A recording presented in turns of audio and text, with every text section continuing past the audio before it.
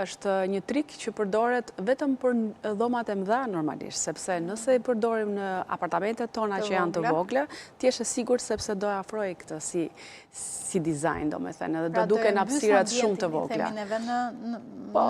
Le të themi po. Por janë këto ngjyrat tonat e nudit, pastel, të cilat na japin shkëlqim dritë ambientit, pavarësisht që nuk janë trend tani në këtë kohë. Unë vazhdoj që ndroj kësaj, sepse ne mendojmë për disa vite, jo vetëm për trendin që është tani aktual.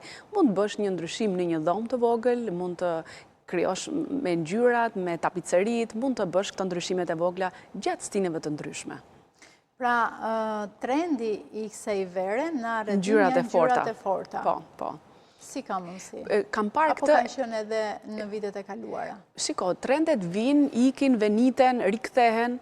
Prandaj unë them që në bazë të hapësirës që ju keni dizajnjoni, ne japim si ide, japim si këshilla, japim news, informacionet se cilat janë trendet, por gjithë secili nga ne përshtat në bazë të ambientit që ka edhe dëshirës që ka, sepse pavarësisht që është trend, për shembull blue saks, një person nuk mund ta dojë dhe janë skeptik. Cilat janë dëshirat individëve për të bërë një dizajn. Po, e para duan sa më lirë, e dyta i duan trendet, është normale për këdo.